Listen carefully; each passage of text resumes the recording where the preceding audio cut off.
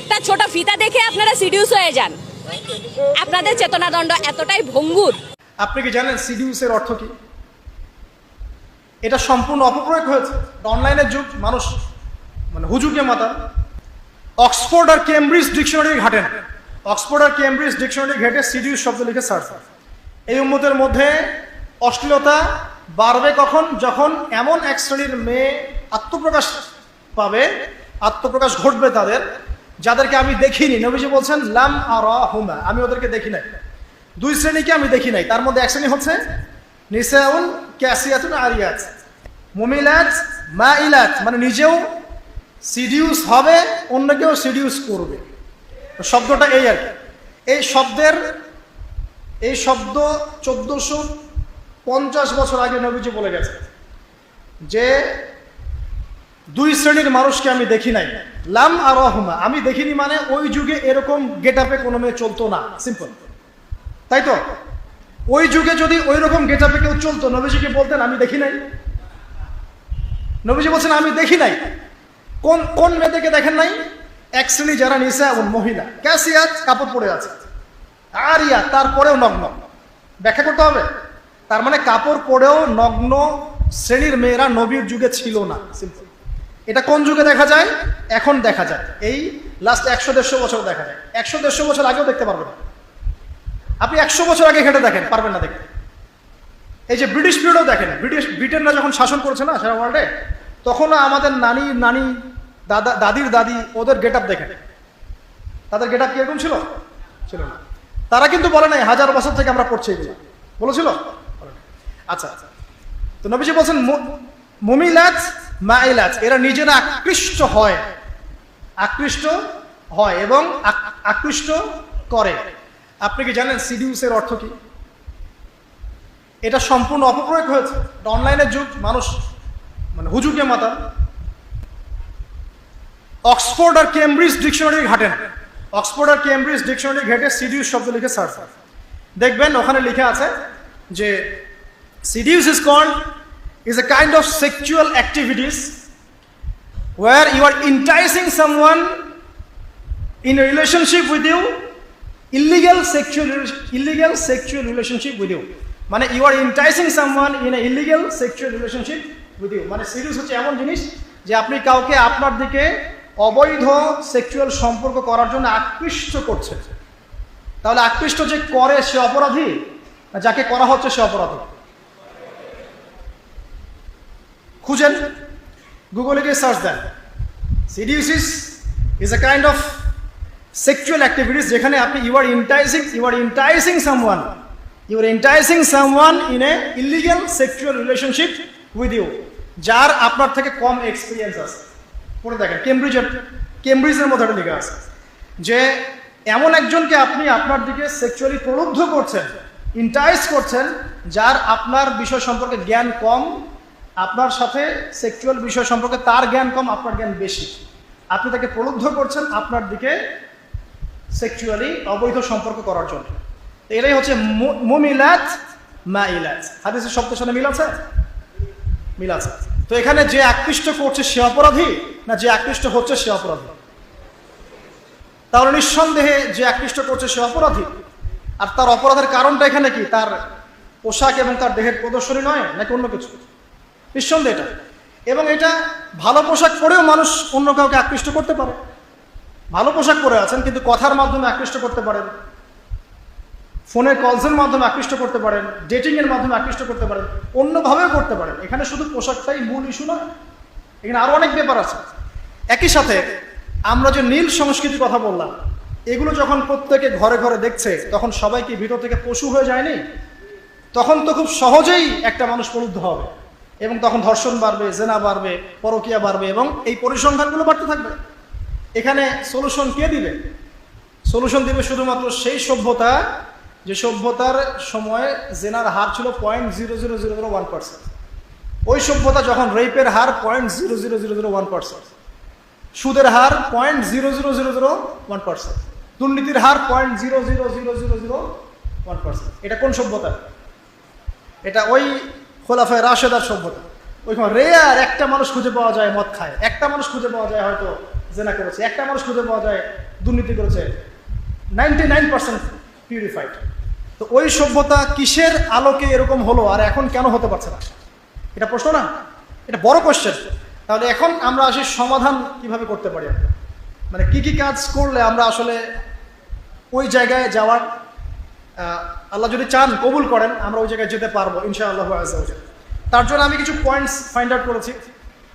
যারা জ্ঞানী আছেন তারা আরো অনেক পয়েন্টস ফাইন্ড আউট করতে পারবে, এটা আমার ক্ষুদ্র জ্ঞানের প্রচেষ্টা।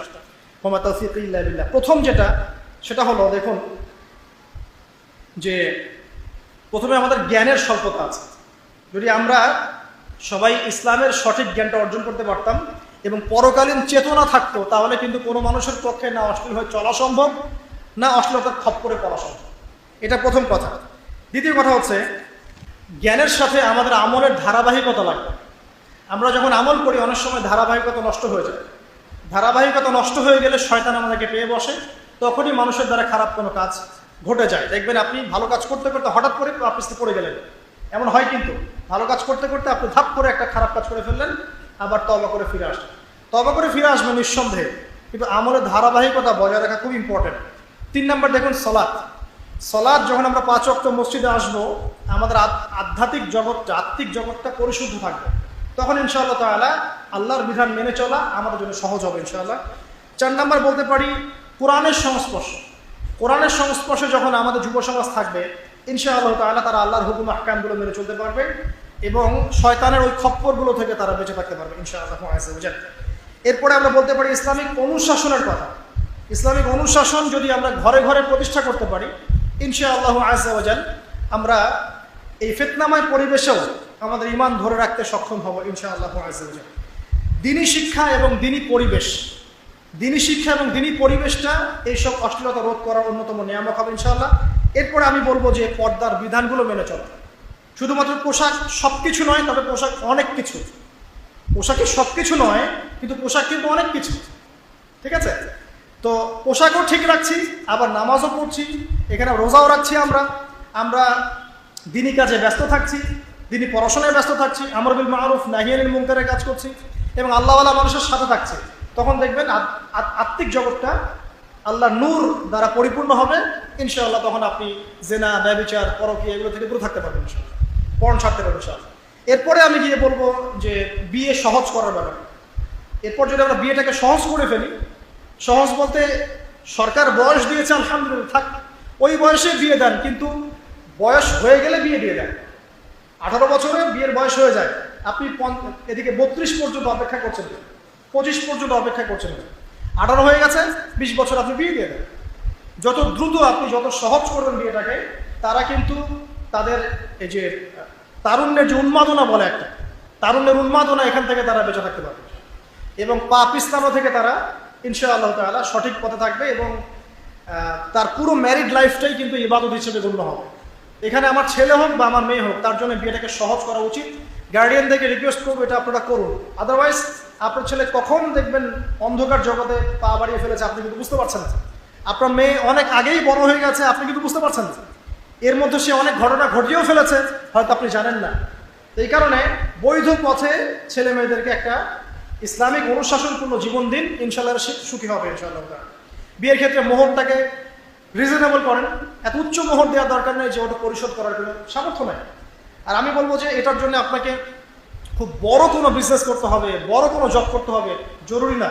হালাল কোনো রিজিকের ব্যবস্থা হলেই আপনি বিয়ে করতে পারেন। আল্লাহ পাক বলেছেন যে বিয়ের পরে আল্লাহ নিজেই রিজিকের দরজা খুলে দেবে ইনশাআল্লাহ।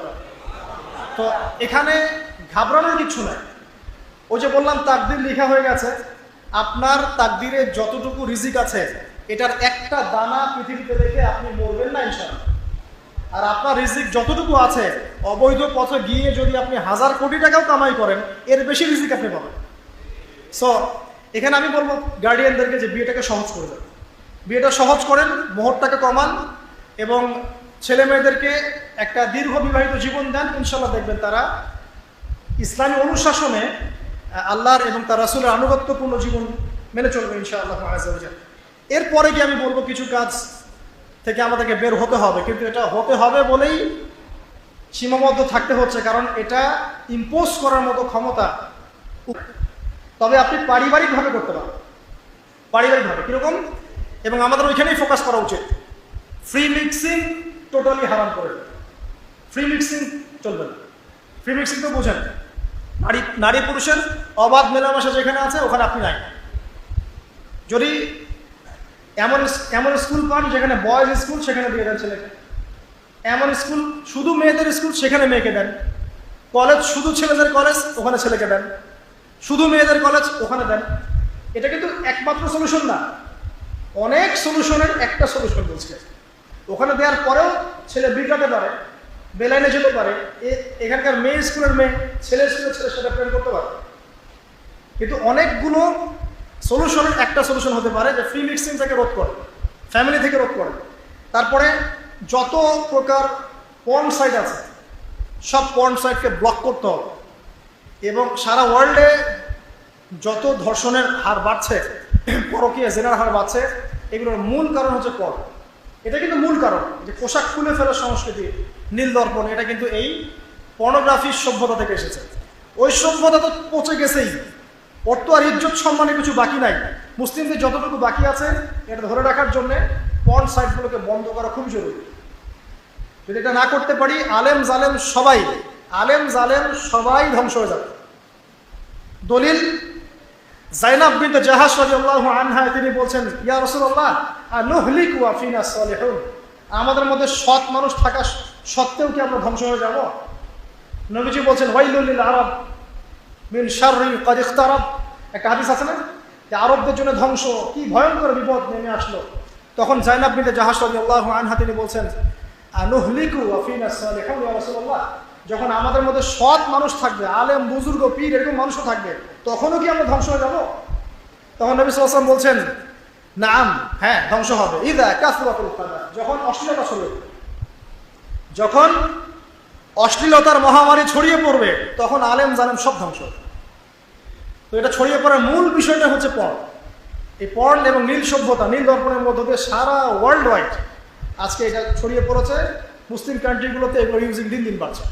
সো এটাকে কিভাবে ব্লক করবে? যদি উপর থেকে ব্লক না করে, যদি উপর থেকে ব্লক না করা হয়, তাহলে আপনাকে আপনার সেলফোনে, আপনার পিসিতে, আপনার ল্যাপটপে এমন সফটওয়্যার বা কিছু ইনস্টল করতে হবে যে এগুলো যেন দেখা না যায়। এরপরেও বাঁচা খুব মুশকিল। ফেসবুকে ঢুকবেন, আপনার চোখের সামনে চলে আসবে। ইউটিউব স্ক্রল করবেন, চোখের সামনে চলে আসবে। কি করবেন? এই জন্য আজকে একজন বুজুর্গ আলেম, যার পিছনে আমরা জুমার নামাজ পড়েছি, আমাদের দেলোয়ার হোসেন হুজুর আকবর কমপ্লেক্সে, উনি বলছিলেন একজনকে যে স্মার্টফোন থাকলে ভেঙে ফেলতে হবে, তাছাড়া তুমি বাঁচতে পারবে না। চোখের একজন প্রশ্ন করেছে, চোখের হেফাজত কেমন করে করবো? তিনি বলছিলেন স্মার্টফোন ভেঙে ফেলতে হবে। এটাও তো পসিবল হচ্ছে না, সবাই তো করতে পারছে না, অনেকের প্রয়োজন আছে। সেক্ষেত্রে ফাত্তাকুল্লাহ মাস্তাতাতুম, তোমরা সাধ্যমতো আল্লাহকে ভয় করবে। আর যখন আপনি দিনী পরিবেশে থাকবেন, নামাজ পড়বেন, কোরআন তেলাওয়াত করবেন, বেশি বেশি আল্লাহ জিকির করবেন, আল্লাহর প্রতি দাওয়াতি কাজ করবেন, হ্যাঁ, দিনী মানুষের সংস্পর্শে থাকবেন। তারপরে আপনি বিয়ে করেছেন, বাসায় স্ত্রী আছে, লজ্জাস্থান হেফাজত করার জায়গা আছে, ঠিক আছে, আপনার পবিত্র জায়গা আছে, এবং আপনি তার সাথে হ্যাপি, আপনার মনের মতো একজন স্ত্রী আপনি পেয়েছেন, তখন কিন্তু দেখবেন এই বিষয়গুলো থেকে আপনি খুব সহজেই বের হয়ে আসতে পারছেন। তো যাই হোক, পর্ন সাইটগুলো থেকে আমাদের বেঁচে থাকা আবশ্যক। আর অল কাইন্ডস অফ ড্রাগস, যত রকম ড্রাগস আছে, এই ড্রাগসগুলো থেকে আমাদেরকে বেঁচে থাকতে হবে। ড্রাগস মানে বোঝাচ্ছি মাদক। তো এটাও এই পর্নোগ্রাফি, রেপ, সমকামিতা, এগুলোর পিছনে ড্রাগসের একটা বড় ভূমিকা আছে, ঠিক আছে। আর সবাই যার যার ধর্মের প্রতি অনুগত থাকতে হবে। দেখেন, আমি বললাম হিন্দু ধর্মের পর্দার কথা আছে, খ্রিস্টান ধর্মের পর্দার কথা আছে। তারা যে জিসাস ক্রাইস্ট বলে, ওই যে মারিয়াম আলাইহিস সালামের কোলে দেখায় যে বাচ্চা, ওদের চার্চে দেখেন নাই? দেখেছেন না ছবিটা? যদিও এই ছবির কোনো ভিত্তি নাই, তারপরে দেখবেন যে ওখানে মাদার ম্যারির গায়ে যে পোশাকটা আছে, এটা শালীন পোশাক। খেয়াল করেছেন? তার গায়ে কিন্তু শালীন পোশাক আছে, কিন্তু ওই সভ্যতা কিন্তু এই পোশাক করছে না, কারণ ওই সভ্যতায় পর্নোগ্রাফি ছড়িয়ে দিচ্ছে। তাহলে ধর্মের সাথে কিন্তু এদের কোনো সম্পর্ক নাই। আদতে এই শ্রেণীর মানুষের সাথে ধর্মের কোনো সম্পর্ক না, তারা মুসলিম না, হিন্দু না, খ্রিস্টান না, বৌদ্ধ, এরা কিছুই না।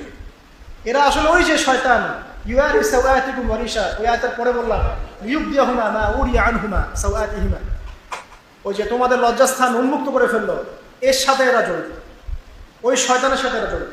ধর্মের প্রতি আমরা অনুগত থাকি, ইনশাল্লাহ দেখবেন সব ধর্মের মূলনীতির মধ্যে মিল আছে। মূলনীতির মধ্যে মিল থাকলে ইনশাল্লাহ আমরা সাম্যের সমাজ